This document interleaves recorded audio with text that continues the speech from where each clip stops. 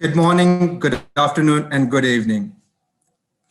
Thank you for joining us today virtually for the session on Partnership for Good, implementing programs that transform the community. I'm Saswat Rath. I'm the Senior Manager at GAP Inc. I work in the Global Sustainability Division, and I'm also the Deputy Chief of Party for Women and Water Alliance. Today, we have a power-packed panel with panelists joining me from USAID, CARE, WaterAid, Water.org, and Institute for Sustainable Communities. From USAID, we have Thomas Kress, who is the Director at the Office for Social Sector Initiative at the USAID India. Suneel is joining us from CARE India. He is the Director of Programs. Vivek Adhia is joining us from Institute for Sustainable Communities, and he is the Country Director for India. We have Kavita Tiwari joining us from WaterAid India, and she is the Manager for Institutional Partnership. Manoj Gulati is joining us from Water.org, and he's the Managing Director. Welcome, panelists, and thank you for joining us today. At the onset, let me introduce Women and Water Alliance, which might be referred quite often by our panelists. This is a multi-year public-private partnership between USAID and GAP Inc., which aims at improving the health and well-being of women and communities touched by apparel industry. The program is implemented in India by CARE, Water.org, WaterAid, and ISC. The program primarily focuses on water sanitation and hygiene, or WASH, gender. Thomas, would you like to give an opening remark on why is partnership important for improving WASH in India? And how does USAID contribute to the partnership agenda overall? Sure. Thanks very much for having me today. So why is partnership important for improving WASH in India? I think this is a very important question that maybe sometimes gets lost in the way donors and governments think about development and foreign assistance. All of us in this line of work understand fairly well, I think, the importance of the role that the private sector plays in development in general, and in WASH in particular, and the role of bilateral, multilateral donor organizations in the development of countries is, I think, also well understood. And the relationship between those two sets of organizations, government and donor, is often the sort of nucleus or primary focus of development. But while there's been a lot of progress made, I don't think professionals in our line of work, maybe I'm only talking about the donor community and the government community, I don't think that we're quite there yet in terms of recognizing excuse me, the importance of the private sector and the importance of the NGO sector in either the development of lower and middle income countries or even the ongoing development that high income countries also must maintain. All four institutions have to work together, government, donor, private sector, and NGOs. And again, not to just develop less developed countries, but for the continued development of all countries. Some of you may be familiar with a water crisis happening in my own country, the United States, in a city called Flint in the state of Michigan. This is primarily a crisis caused by poor governance in the provision of clean water. And in this case, prominent businesses such as Pepsi and Walmart, several NGOs such as the Flint River Watershed Coalition and the Community Foundation of Greater Flint are contributing to solve the problem. So partnerships are very important to the development of any country. In India, what USAID India does is act as a convener. So our work is primarily done in partnership with the government of India, which is obviously the leader in domestic development in India. And through that partnership, we're helping the Swachh Bharat and Amrit missions strengthen their ability to create and leverage partnerships with the private sector and NGOs, among other sort of sub-missions. We're also supporting some work directly with the Toilet Board Coalition, the Safe Water Network, and then, of course, the Women and Water Alliance, this partnership with GAP. And so when working with the private sector, it's very important to find where common interests lie. In the case of this partnership with GAP, we share a common interest in improving the health and well-being of women, families, and communities affiliated in some way by the global apparel industry. And so that's a very natural partnership for us and for GAP.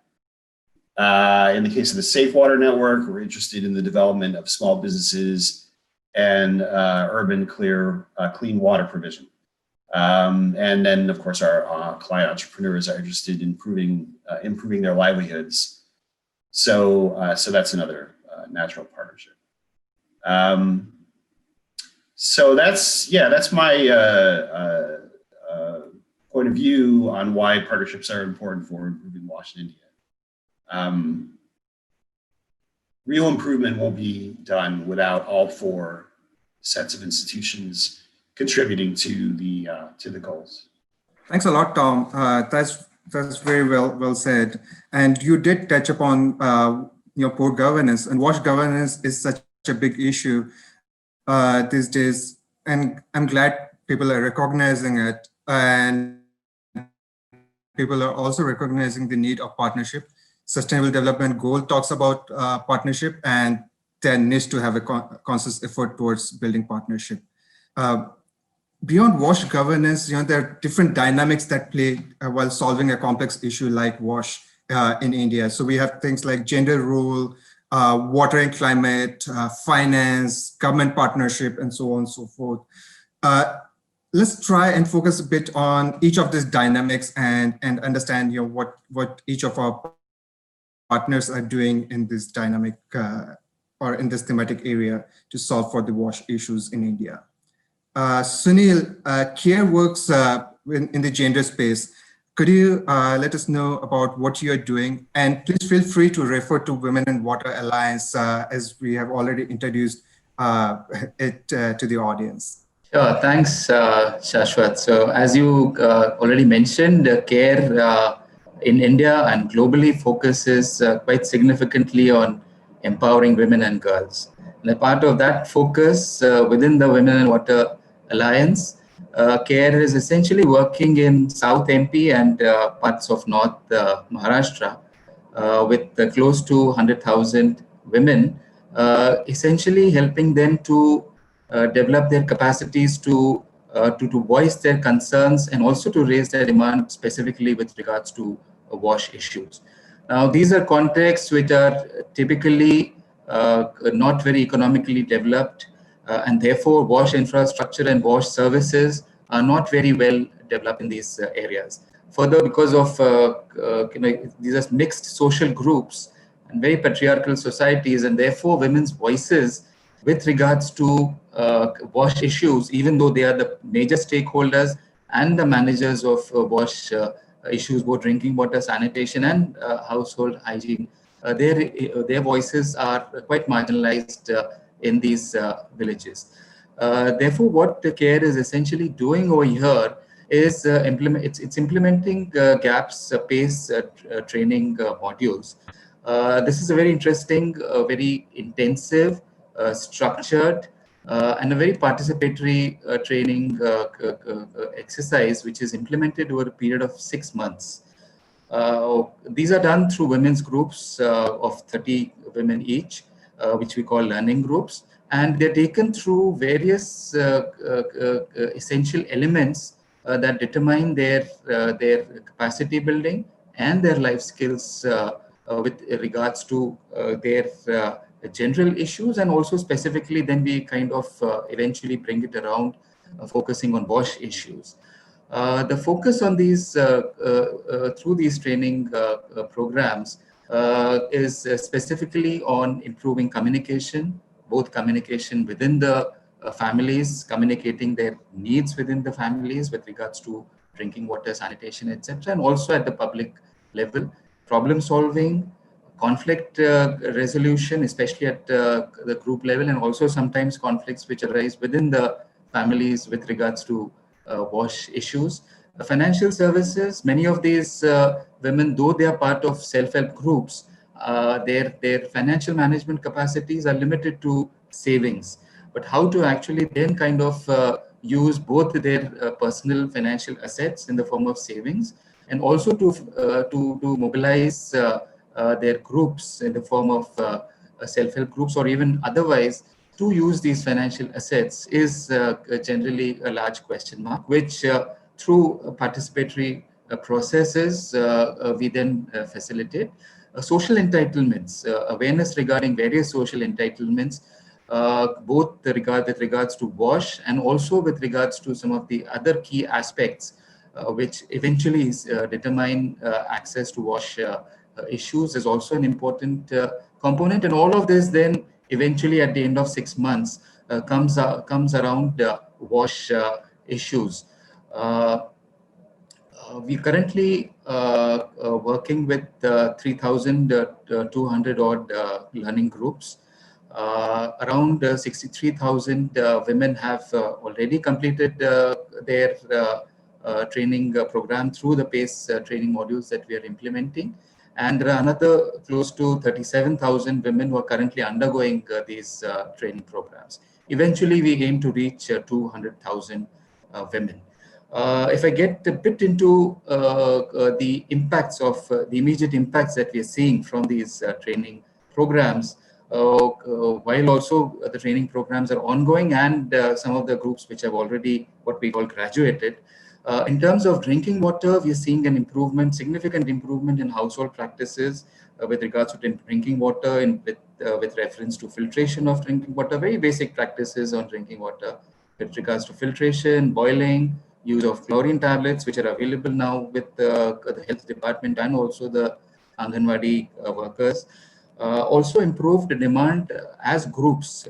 Some of these groups have very strongly been raising demands from the panchayats and also from the government for improved drinking water infrastructure, especially some of the marginalized groups who have typically been left out of drinking water infrastructure, which is set up. Pipe drinking water schemes, for example. Some of these groups we're seeing tremendous impact of these training programs on such groups.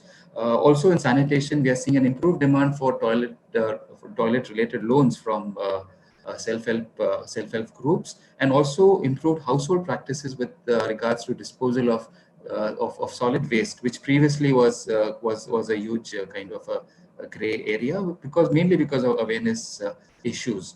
On hygiene, we're seeing increased use of soap, and also importantly, with regards to increased use of sanitary napkins. There's a lot of myths and a lot of misconceptions with regards to the use of sanitary napkins, which these groups also help in discussing and also in resolving.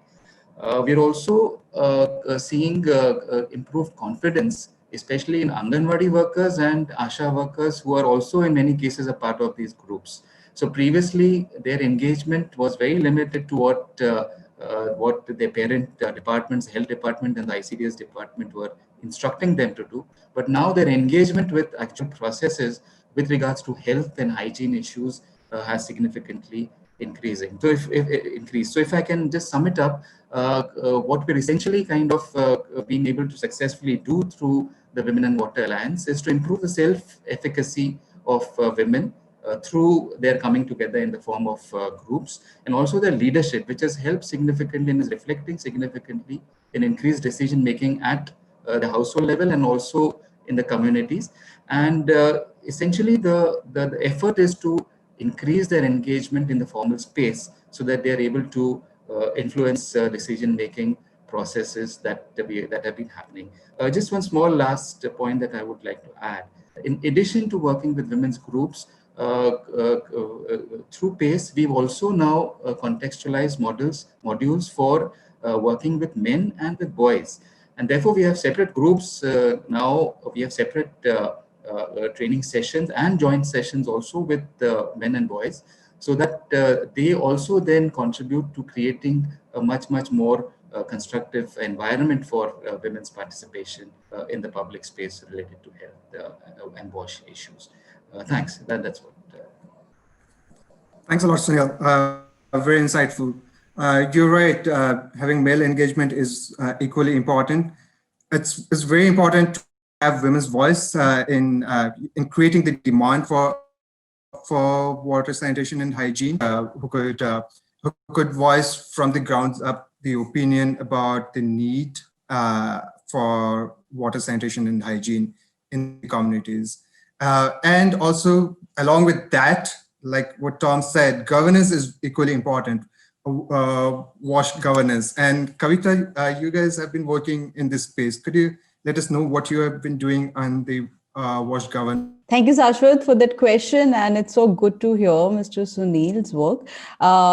One of the, WaterAid, just for a lot of people who may not be aware about WaterAid, we are a global charity. We work to ensure access to safe drinking water, decent toilet, and good hygiene to people who really need it. In this Women in Water Alliance, we are working with all the amazing panelists and their organization to ensure that we reach out, we are building the women's leadership and their ownership towards ensuring safe drinking water to their families from the 7 districts in Madhya Pradesh and Maharashtra. What essentially that means is that we train the women in understanding the technical part of the water management as well, which includes water budgeting, management of the wastewater. So in the process, which is called the water security plans, we facilitate those, community discussion when everybody comes together. And these discussions are led by women, and they put together the plan for the community, which talks about the kind of water infrastructure they need, the kind of amount and quality of water they need. So they discuss on all those aspects. When women and the community come together, we also get the local institution which hold the money and have a kind of a responsibility and accountability to provide services to the villages they are present in. So we build the capacities of these institutions. Often there's a lot of, expectation from them, but they lack capacities to deliver on that. So we build their capacities to deliver, on what is needed to address the water security issues at the community level. And then collectively, we raise their voices and reach out to the government, both at the district and the state, and also at the national level, to ensure there are adequate funds and sources to support their need. And working in this amazing alliance, we have seen initial successes. I don't want to take a lot of time of everybody, but last year, with the support of Government of India and in these communities that we're working with, we could get financing of over 200 rainwater harvesting infrastructures. And in these communities, which are so water scarce, these rainwater harvesting structures are going to be a promise that they will have water even in the dry summers. So this has been what we have been doing.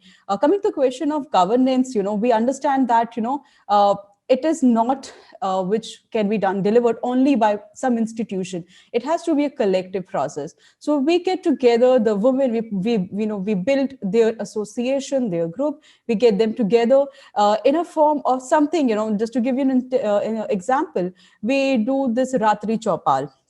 And now we have termed it as a Jal Chaupal. So what happened in that area is that women asked question to the representative, the local representative, about the success and approval of the water security plans they converted. So for instance, they wanted a well to be a well to be cleaned, or maybe a new pipe water supply infrastructure to be repaired.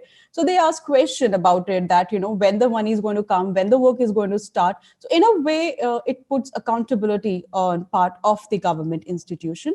And to support the government institution, then we work with their line department to ensure that they are getting enough support. So for instance, we work very closely with the PHED department. Some of the area that we are working has a lot of issue with the water quality.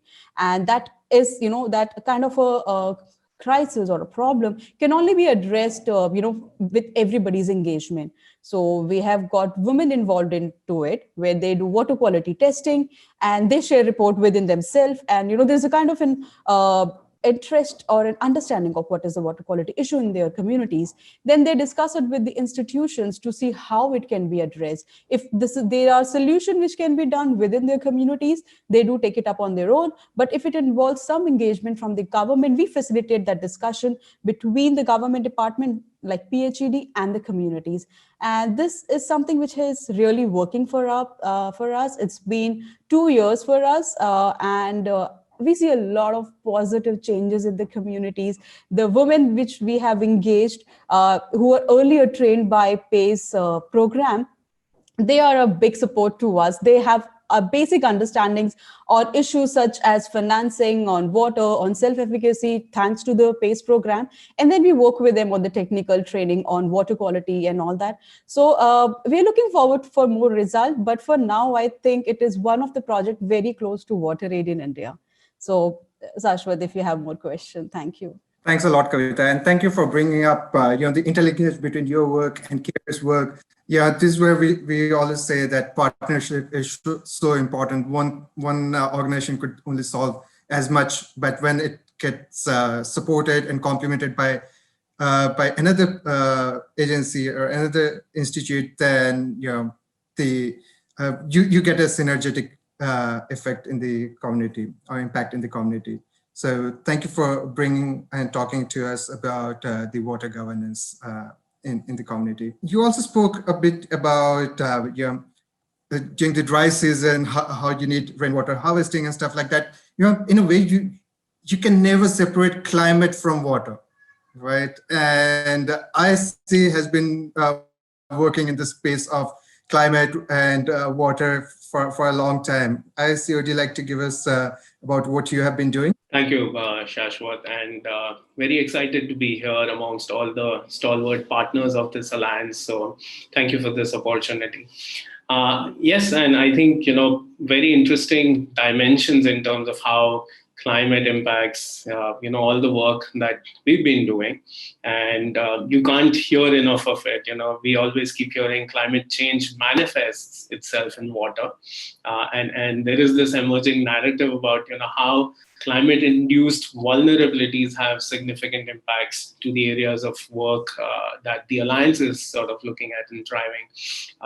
We've been working through the Women Plus Water Alliance with cotton-growing communities in Maharashtra and Madhya Pradesh. And what we've seen in these locations, fairly consistent across other parts of the world and largely India as well, that there have been more hostile and unpredictable weather patterns than ever before. We've seen huge amounts of droughts over the last few years, and we've seen short bouts of very intense rainfall. And none of this helps the farming communities, especially the ones which are more prone to these risks and stuff. Now, it makes it very difficult for the agriculture sector, largely because India, about 2/3 of India is at a huge water risk, and we are also one of the most vulnerable countries to climate change and adverse impacts of climate change. To add to this, cotton is a highly water-intensive crop, and it is also significantly impacted. So the availability of water in these sort of regions is directly linked to the yield and production of cotton per se. And the work that we've been doing, not just sort of align this in terms of how rainfall patterns or droughts are disrupting the yields, but also the increase in temperature, local temperature conditions due to climate vulnerabilities is adding to the sort of what we've seen is, largely across the India's cotton cultivation story and also the areas that we work in Maharashtra and Madhya Pradesh, socially diverse, more socially diverse and resource constrained rural communities are active participants here. So they basically do not have all the resources, tools, benefits, know-how, and knowledge that many of the wealthier farmers might have for other crops and other sort of patterns. And what this means is that the evolving climate change positioning turns this to more of a social issue and not just an environmental one, with the impacts on vulnerabilities and the disproportionate impacts on the marginalized smallholder farmers and stuff. So what we are looking at is, the degree in climate vulnerability needs to look at all these agroecological context, socio-cultural factors, gender, apart from all the environmental sort of indicators as well.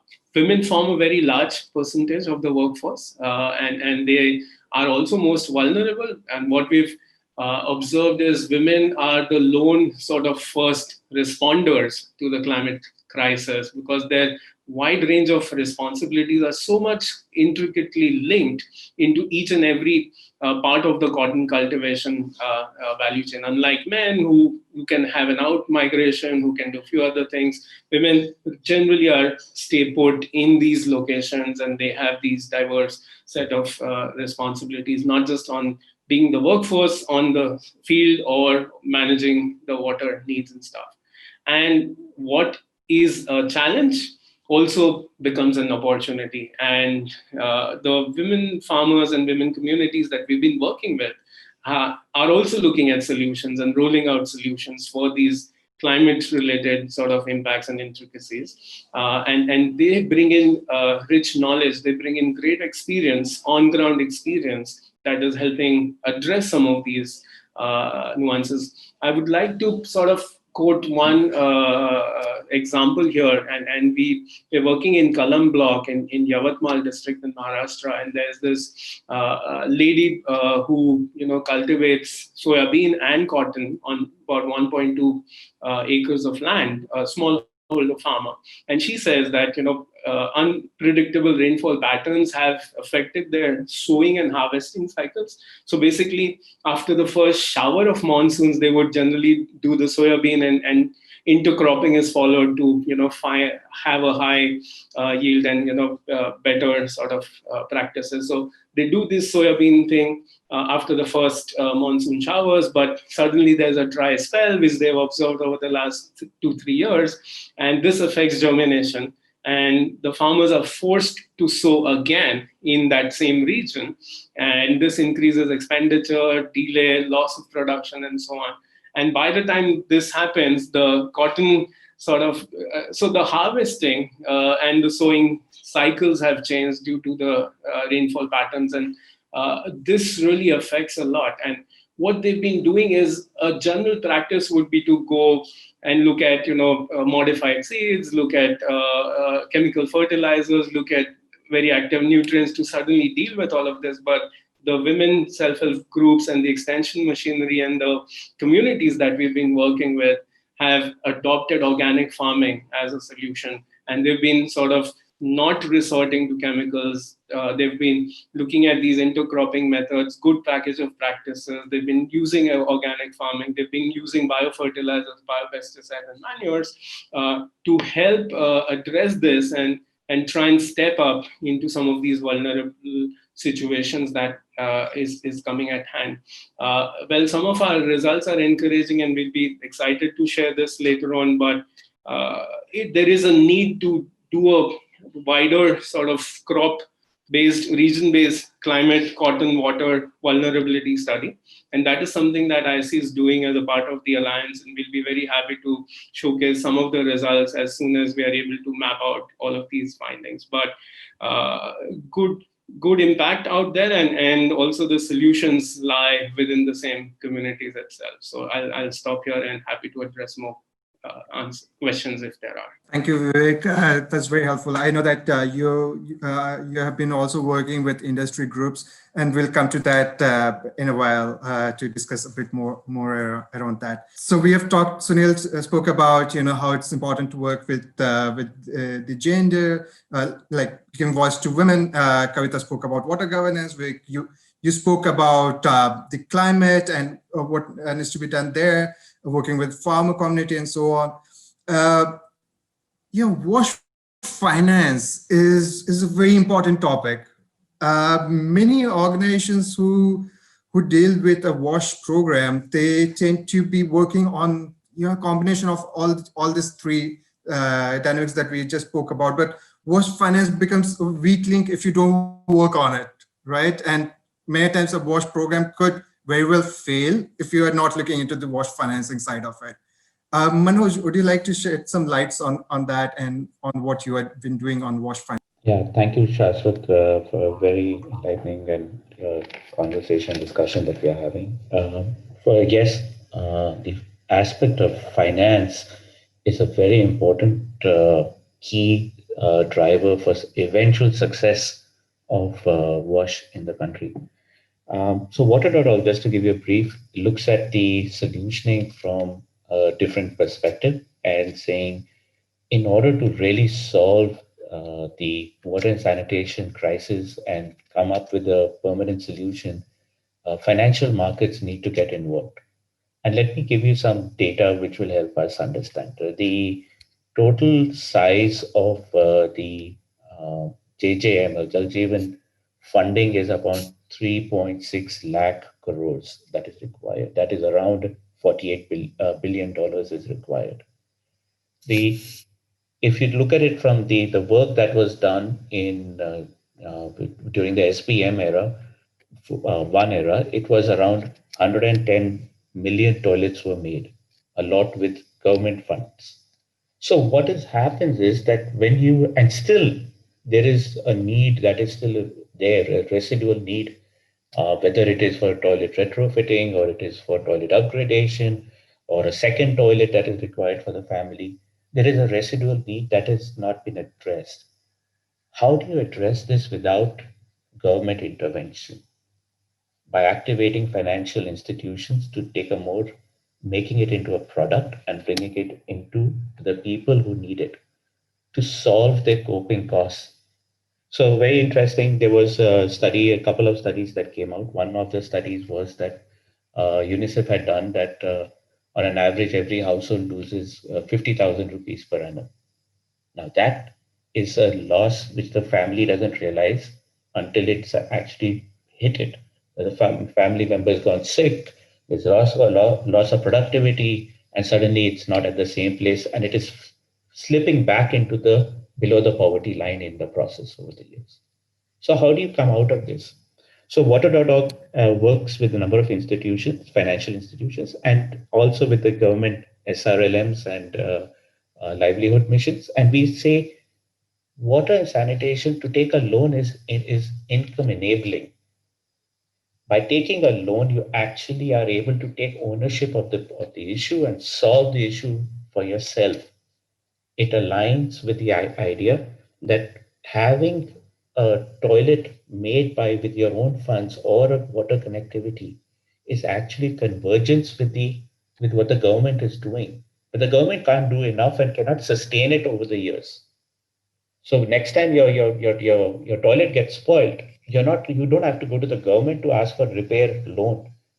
Take an upgradation loan for yourself. Build a toilet and build a bathing facility.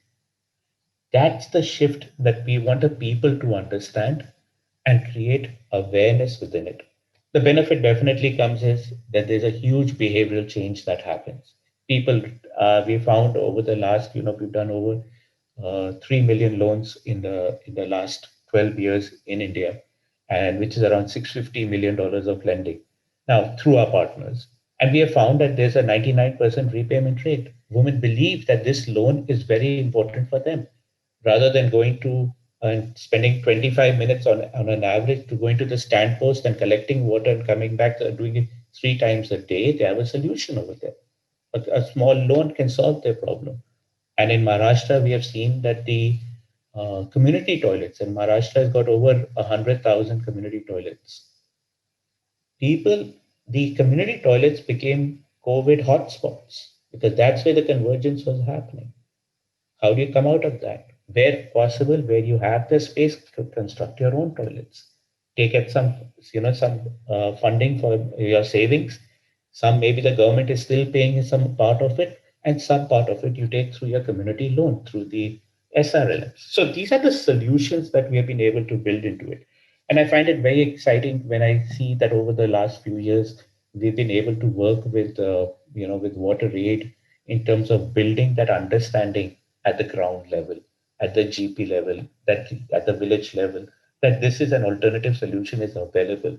Or working with the PACE champions, by their knowledge are being able to influence an alternative approach to solving, while the government is doing their part of bringing the pipe connectivity to their house, the additional issues can be addressed through the ecosystem, can be addressed through this mechanism. I think the last comment I'd like to give in on this is that, solving this problem is a step forward for the permanency of the solution that we like. Today, we are depending on government, and the long-term solution comes through where both the issues of government support and self-support, self-dependency, Atmanirbharta is respected, and a solution is built from that. With that, I'll hand it back to you, Saswat, and we continue the discussion.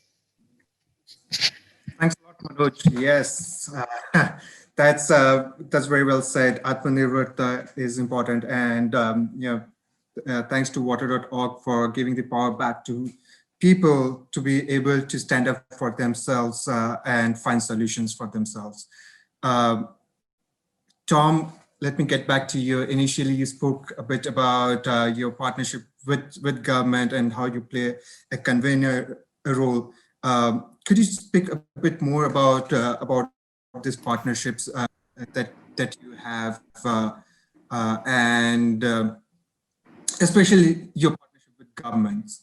The current phase of USAID India's partnership in WASH with the government of India goes back to a meeting between President Barack Obama and Prime Minister Modi in 2015, during which time Modi asked for USAID support or US government support for his plans in the sector, what we all know ended up as the Saswat Rath mission.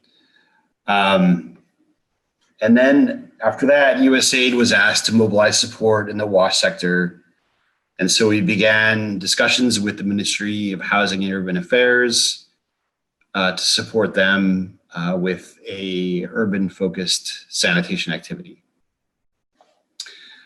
Obviously, because India is quite large in terms of population and geography, so after discussions with the ministry, we decided that the best approach was to work at the institutional level instead of working with, communities or individual beneficiaries, basically trying to get more bang for our buck. The USAID India doesn't have a whole lot of money for work in this sector. It's been historically about $5 to $7 million a year. So then, as I mentioned, the question is, given the scale of India, which is big, how can we best use our resources? So what we decided was to utilize our decades of institutional and technical experience, primarily in convening stakeholders to leverage and bring in financial, technical, and human resources. So that's pretty much what we're doing right now, what we have been doing for the past 5 years or so.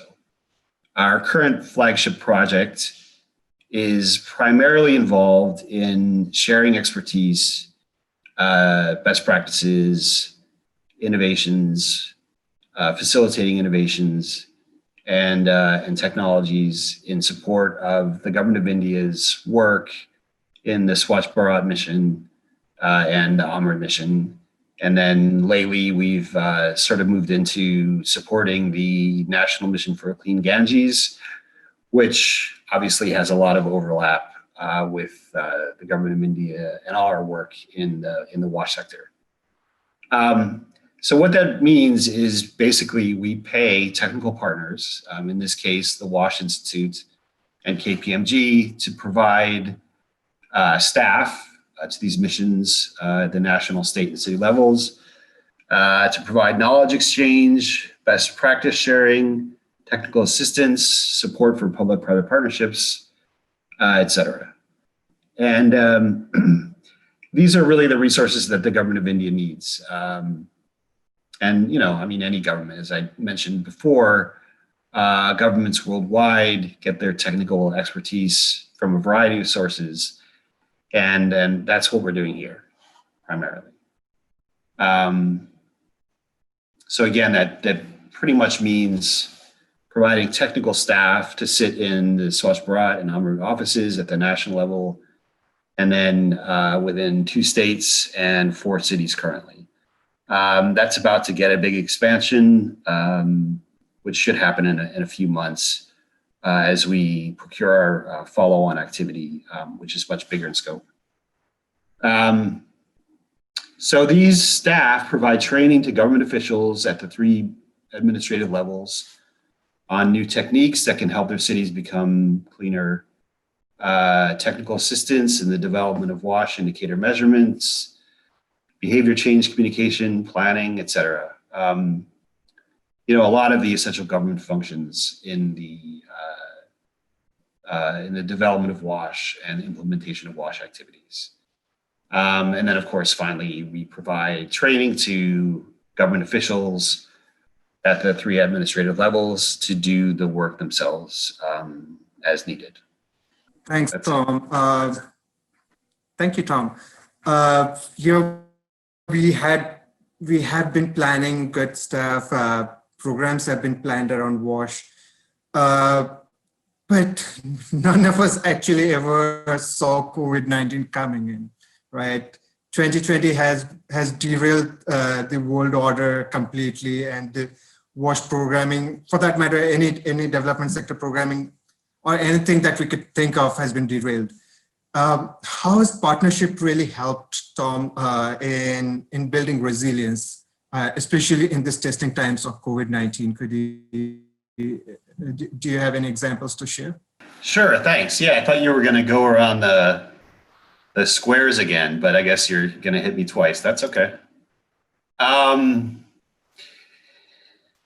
Yeah, so we're working basically through our implementing partners to assist urban local bodies in things like coordinating efforts of state and city officials through things like online monitoring, communications platforms. We're helping departments and cities improve their sanitation-based indicators and basically work to stop the spread of COVID-19 by providing and collating guidelines and advisories on the coronavirus.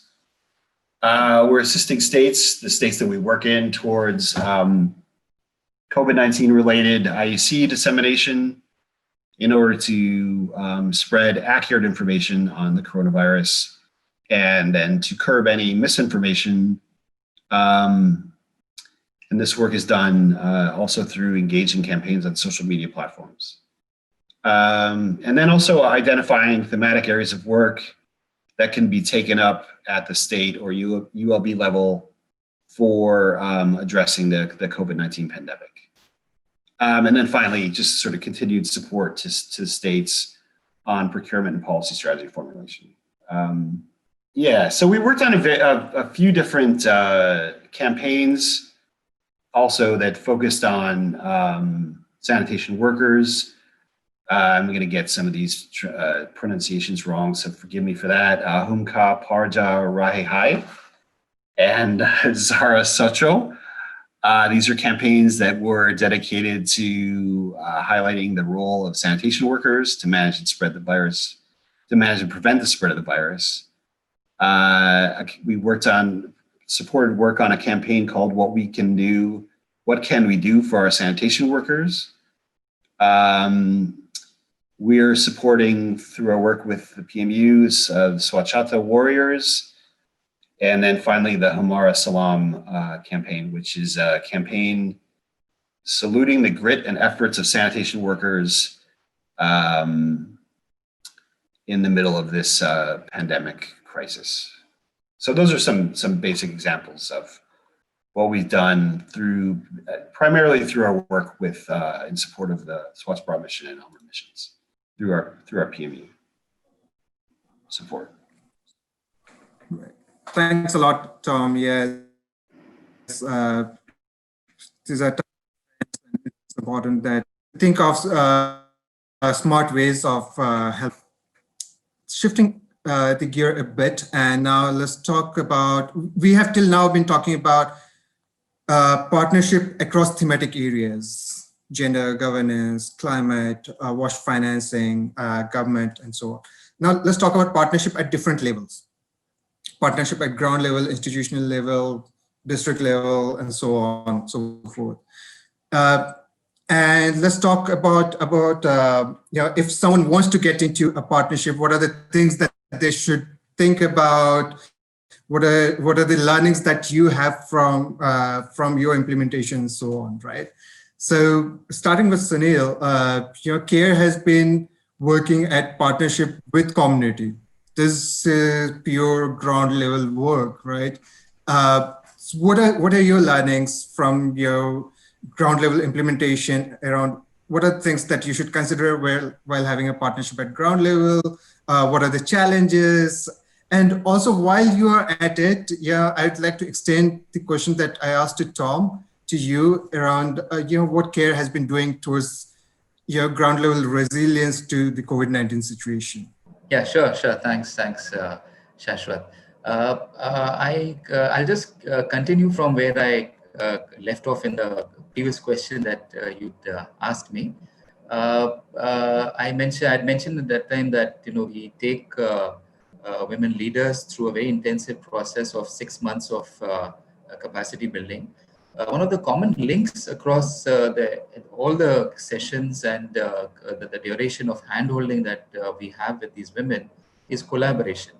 So collaboration is one thing that we keep repeating, whether it's with regards to financial services, whether it's with regards to social entitlements. That's one common thread that as part of the PACE training modules, we keep reinforcing.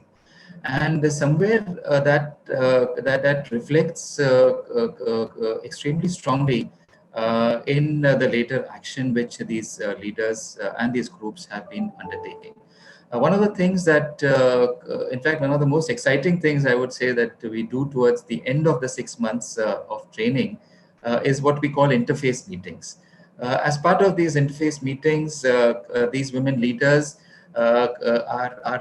there's a platform that is set up for engagement of these women leaders with local government officials, the block development officers, public health department officials, local public representatives, and also other alliance partners such as water.org and WaterAid, who then continue the engagement with these groups, taking them ahead into more concrete action.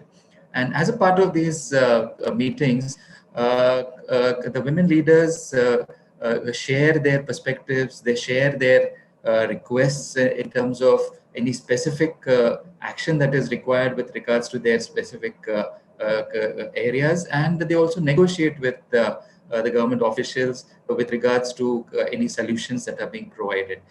So this is one interesting thing which we've found that an interesting mechanism which has really helped take these capacity building processes to a different level. Coming to the question which you asked specifically with regards to the COVID-19 context, and it's very recent, and we've seen very strong action coming out of these groups and out of these women leaders. Many of them have volunteered in partnership with government functionaries on the ground, especially the Anganwadi workers, the Asha workers, who were the frontline kind of functionaries of the government working during this time. We're all aware that the period of, especially the the lockdown period, was a period of extreme stress in many of these program areas, especially because these areas have high out migration. And during this time, we saw a lot of returning migrants. Many of the leaders, the women leaders that we've been working with, were working very closely with the government to track migrants, to gather information, and also to work with migrants, with the returning migrants, to ensure that many of them are quarantined. So to ensure that they have comfortable facilities, everything that is required is provided. In addition, many of the leaders and PACE functionaries in the form of trainers, local community mobilizers, also took the initiative to go around door to door and also in groups trainings that they did trainings with regards to spreading awareness on COVID-19 prevention. There were a lot of questions and a lot of myths that were floating around, especially in rural areas, with regards to COVID-19 at that point of time. But this entire group played a very strong role in terms of conveying government directives and guidelines to the communities. Also, some of the functionaries took the initiative of wall paintings. They did it by themselves in terms of conveying messages. Some of them also, took the initiative of translating guidelines into actual action. So where there was gathering, there were potential gatherings like local grocery shops or community water points. There, some of our graduates, space graduates, and functionaries demonstrated, the actual demarcation of circles and lines so that the people could maintain safe distances. In addition, many of them worked and supported the health department in distribution of hand sanitizers, ORS packets, and also immunity boosters, which state governments were giving out at that point of time in terms of Ayurvedic and homeopathic medicines. Food availability was a significant issue at this point of time. And some of them also had worked very closely with the government officials for distribution of dry rations, and also with the ICDS, the Integrated Child Development Scheme, for distribution of nutrition supplements, especially for malnutrition children. So, in some, there's a very strong volunteering and a leadership role which many of these women leaders and the functionaries who played, during this time of crisis. So I think that's a very recent example which demonstrates the efficacy of the program.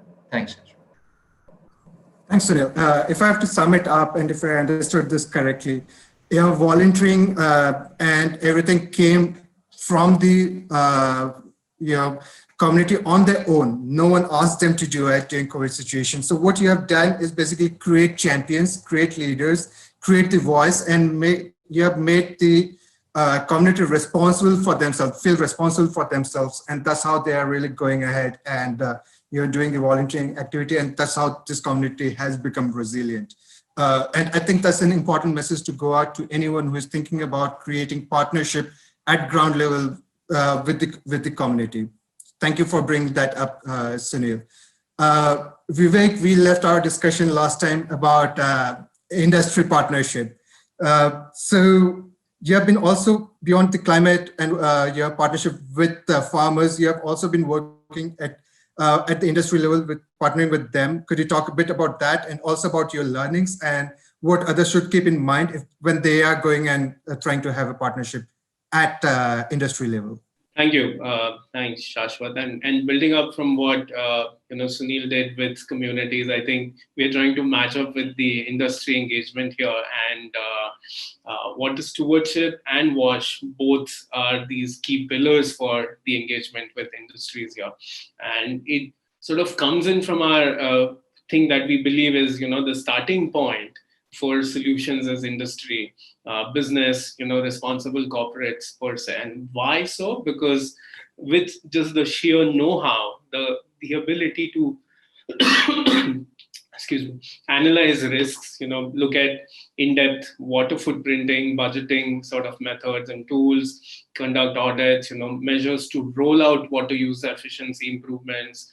They have a lot to share and they have a lot to contribute to the overall discourse. And any partnership with this sort of a corporate pillar or industry engagement pillar is for sure, on its way to significant impact in the way this works. Now, we've been sort of following this ethos at ISC where, we call this as resilient manufacturing communities. Now, what we say is that when factories are able to address water quality and quantity issues within their fence and manage its impacts, they not only realize significant business benefits, but also improve profitability and in turn insulate communities against any health, social, environmental risks.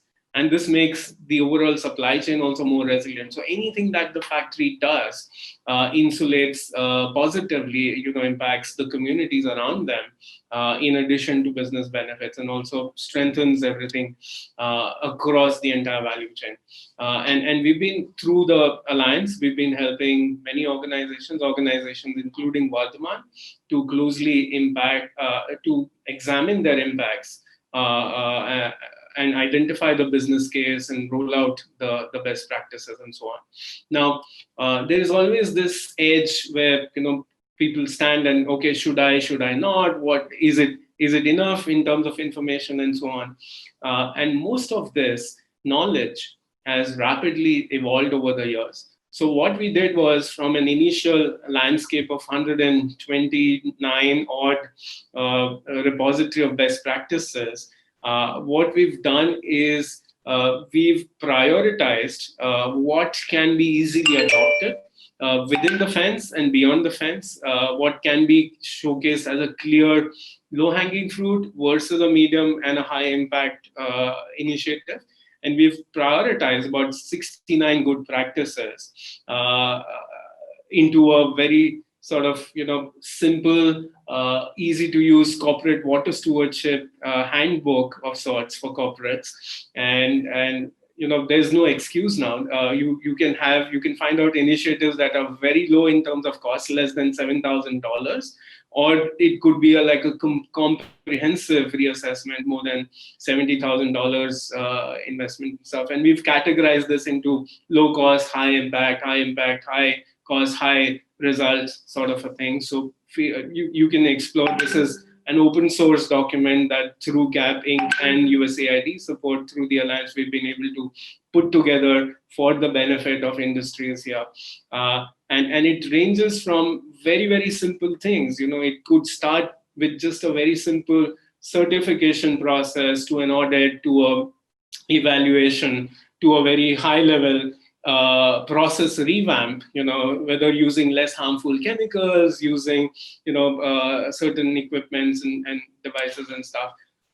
So that's possible. There is enough information, and we prioritize this in the Indian textile context. So I'd encourage everybody to look at this.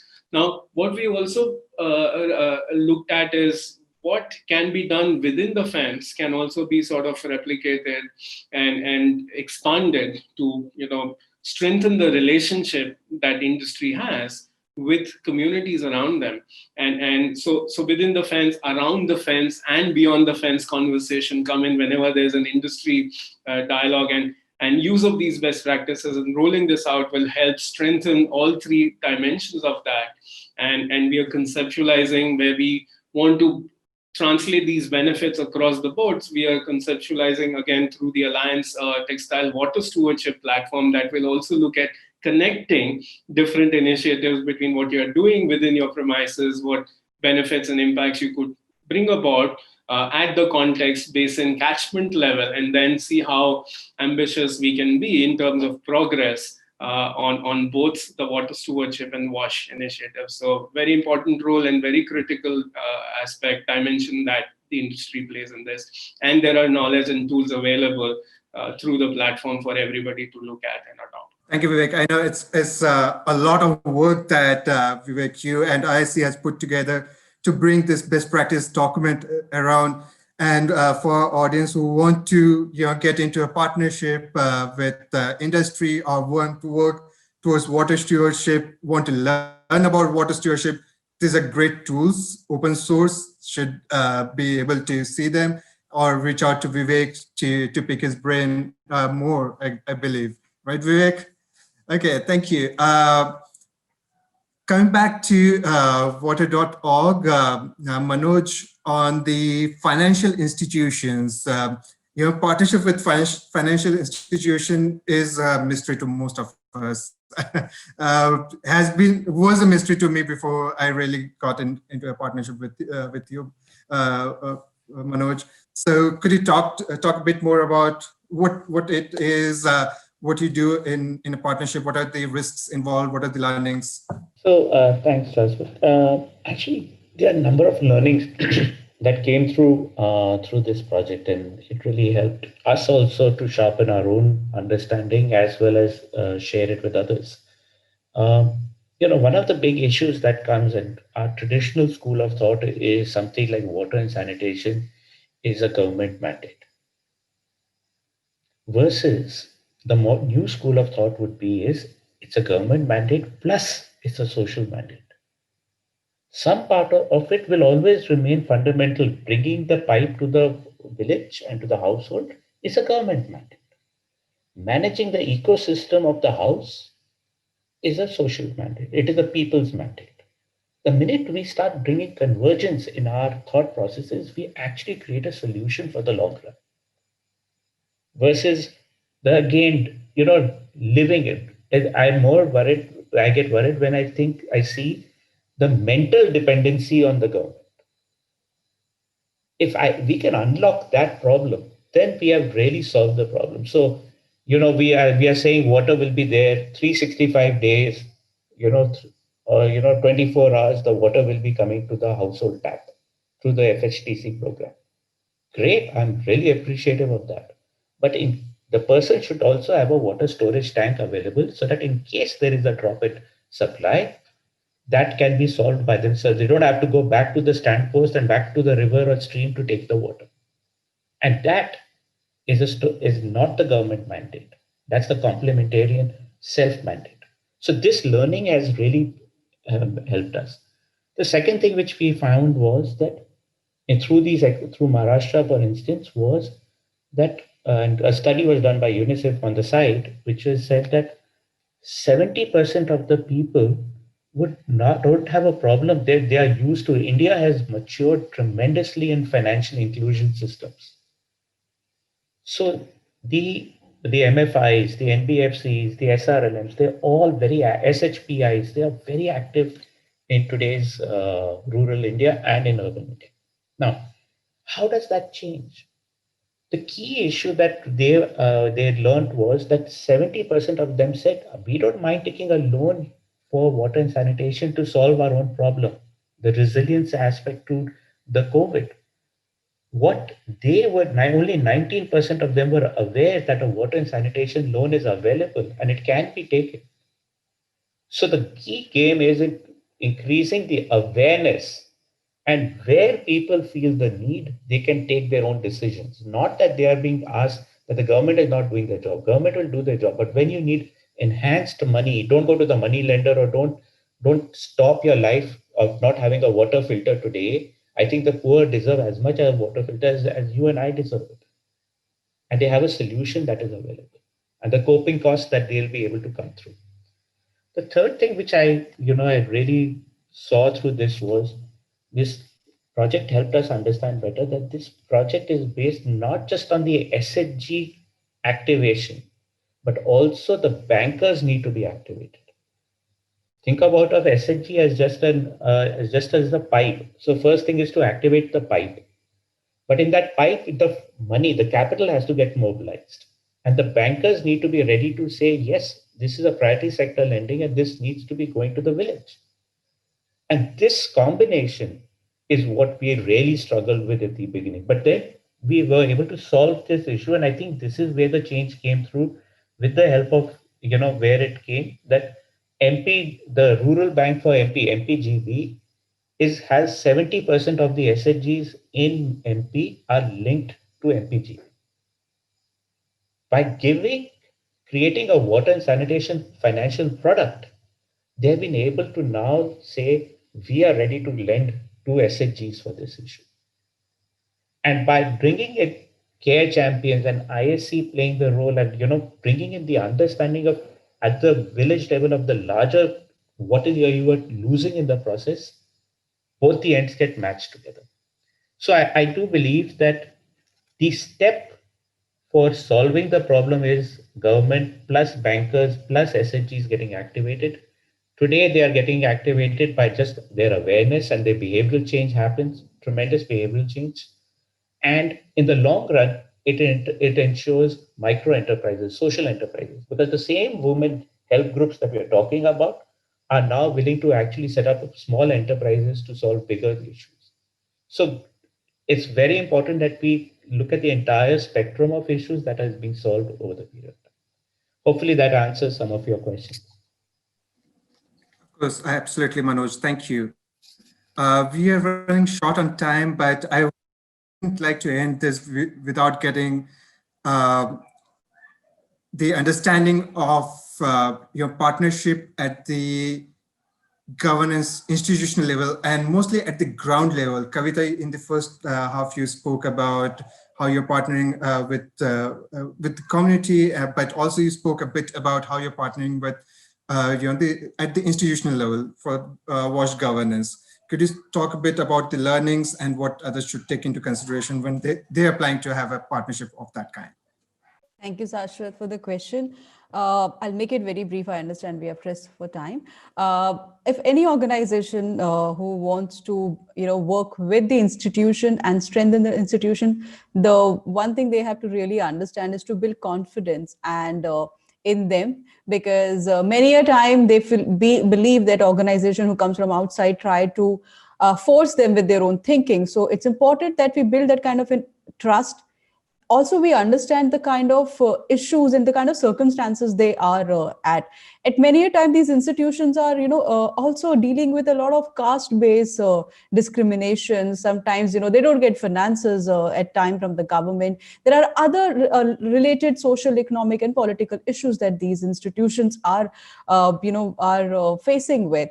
But what we have learned is that these are very passionate organizations. And, once you engage with them, once you are able to demonstrate that kind of a trust, they become instrumental in your work to ensure, the sustainable livelihood, education or agriculture, any kind of social cause that you are trying to provide to them. Also, you have to do it consistently. You can't be there like once a month, or so you have to be their face. They should be seeing you as one organization. They can reach out whenever they are dealing with some issue. So I'll just make it very brief. Any organization who's interested, and especially on water governance involving institution, they can reach out to WaterAid. We would be more than happy to help them with. One of the things that COVID has taught us is that we cannot do anything alone. The country we are in, and if we want to reach out to each and everybody, we all have to join hand together and work together to address the issues that we are facing.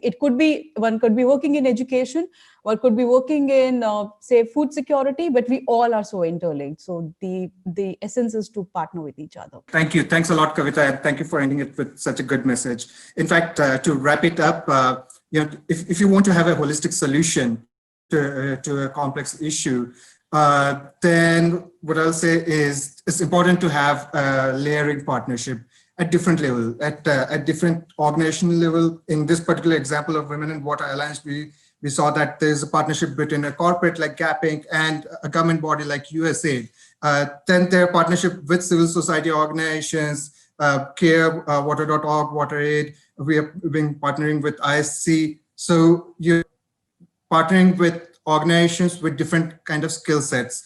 That is important. But also it is important to partner at different levels when you're designing a program. So for example, partnering at community level, partnering at the institutional level, partnering at let's say financial institutional level, partnering at industry level, and so on and so forth.